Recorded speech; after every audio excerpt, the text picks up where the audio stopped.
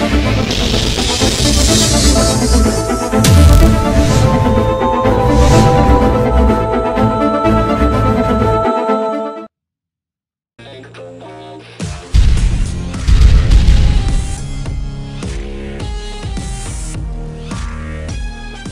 up les noobs, c'est le Minox et aujourd'hui on se retrouve pour une nouvelle vidéo sur la chaîne de la Speed Graphics pour le premier épisode de Let's Be an Editor. Tout d'abord j'espère que votre rentrée s'est bien passée. Sinon je vous souhaite bonne chance et bon courage pour la suite. On va vite faire le décor de la vidéo. Donc Let's Be an Editor, c'est une série d'épisodes, enfin voilà, de tutoriels qui vous apprendra petit à petit, pas à pas, les bases de l'edit, donc des effets sympas et voilà. Donc pour ceux qui savent pas l'edit, bon, ça m'étonnerait parce que je sais pas si vous regardez ça, vous savez peut-être pourquoi vous êtes là. Mais bon, si vous savez pas, vous allez sur ma chaîne, vous faites Luminoxide part 2 et vous allez voir. Moi, je te faire ça. Donc aujourd'hui pour cet épisode, pour le premier épisode, ça va être un épisode qui va durer un peu plus longtemps que les autres. Mais pour cet épisode, je vais vous apprendre comment vous équiper. Alors quand je dis équiper, c'est pas avec les outils et tout ça, à peu près ça, mais bon, je parle bien sûr des logiciels. Donc les logiciels, quand je dis logiciels, donc il y en a 3, enfin 2,5 on va dire, plus des plugins, voilà. Donc pour ceux qui savent pas, plugins c'est quoi? C'est comme DLC pour les jeux vidéo. Et si vous savez pas ce que c'est DLC, googlisez, enfin je sais pas. Donc on va commencer tout de suite. J'ai pas beaucoup de temps. Donc on va faire ça très rapidement. Donc premier logiciel que vous devez avoir, c'est pour moi c'est évidemment Sony Vegas Pro 12. Donc c'est un logiciel que j'utilise mais vraiment beaucoup de fois. Je vais juste voir un truc. C'est un logiciel que j'utilise tout le temps, que ça soit dans mes edits ou dans mes montages normaux habituels. Je l'utilise tout le temps et franchement, je dois vous dire que c'est un logiciel qui est vraiment très bon. Je vais juste faire une pause parce que le chargement ça va être long. Donc on se retrouve après. Donc nous revoilà, donc ça a chargé en même temps. Ah non, qu'est-ce que je fais? En même temps ça a chargé d'autres trucs. Donc déjà, je vous conseille, donc quand vous allez être là, donc ah oui j'ai oublié de vous dire, prenez-vous Sony Vegas Pro. Donc déjà, procurez-vous Sony Vegas Pro, pas Sony Vegas normal, mais Sony Vegas Pro, hein, c'est très important. Et essayez de vous prendre la version 10.0 ou supérieure, parce que là, moins que 10.0, il y aura moins de technologie, on va dire. Et, euh, et ouais, donc, qu'est-ce que c'est ça? Donc on est là, et vous allez faire un nouveau. Voilà. Et là, vous tombez sur ça. Et donc là, vous dites, ouah, il y a plein de trucs, c'est galère.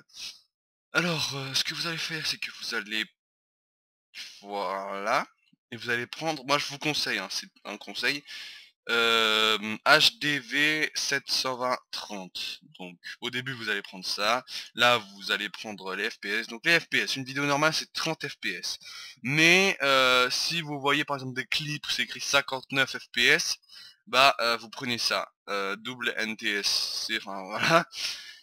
Et, et voilà, donc là vous configurez et tout.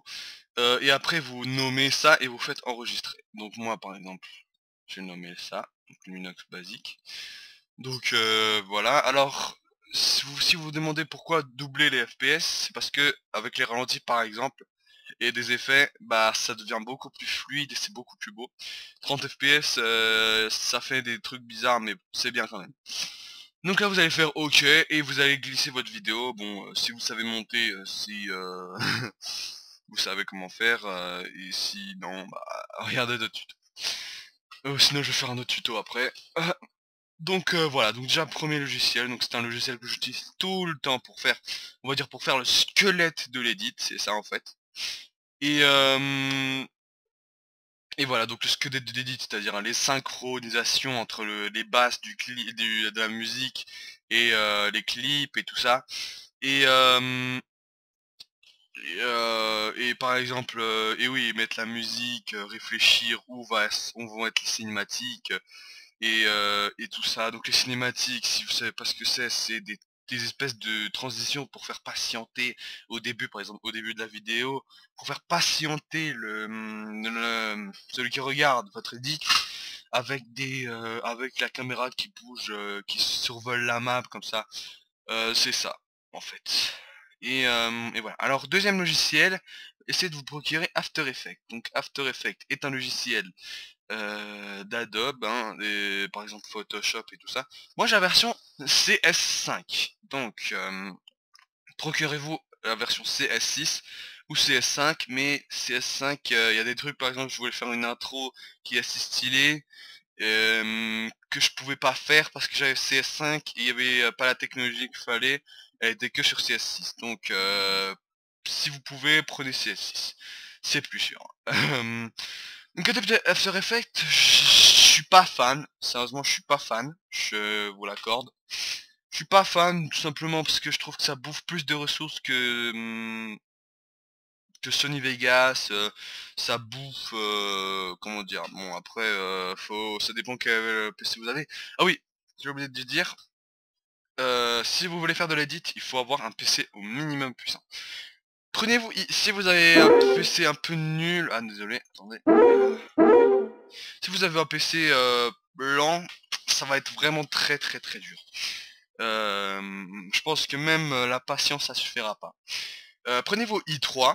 Un i3 c'est la limite. Moi j'ai un i3 et je vais prendre un nouveau processeur de toute façon parce que ça tient pas trop la route i3. Mais ça tient quand même. Donc là vous voyez vous avez ça, c'est différent de Sony Vegas, mais il faut savoir un truc, Sony Vegas, After Effects, c'est la même chose. C'est exactement la même chose, mais c'est pas la même marque, hein. Par exemple les plugins, il y avait un plugin qui s'appelle Twixtor pour faire des ralentis super fluides, la première fois que je l'avais vu c'était sur After Effects et je me suis dit ah, vu que je suis pas trop fan, je sais pas ce que je vais faire. J'ai un peu farfouillé sur internet et j'ai trouvé pour Sony Vegas. Donc à peu près tous les plugins normalement ils doivent être aussi sur Sony Vegas. Et ça c'est bien. Voilà, donc vous procurez ça.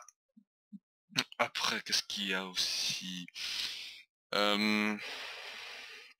Après, il y a un troisième logiciel qui n'est pas obligatoire tout de suite, mais procurez-vous quand même.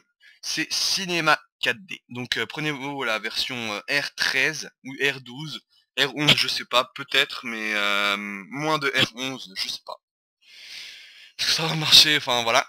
Pour faire comme vous avez vu au début de la vidéo, des effets avec les lettres et tout ça. Donc c'est vraiment très très très stylé.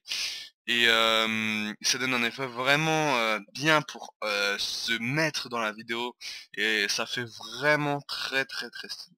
Donc par exemple, et moi, sachez que quand vous faites ça, ça bouffe quand même pas mal de ressources.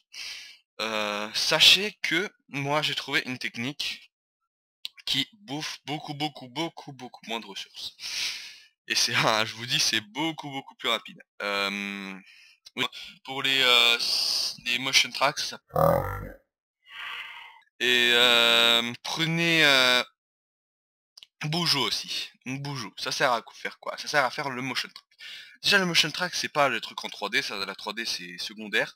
Le motion track ça sert à, puisque la vidéo, bon, on va dire qu'elle est entre parenthèses stupide, donc elle ne reconnaît pas les mouvements. C'est-à-dire que si vous tournez, vous faites un mouvement de caméra à droite, et bah enfin elle reconnaît pas, elle s'en fout. L'important c'est que ça monte et tout ça.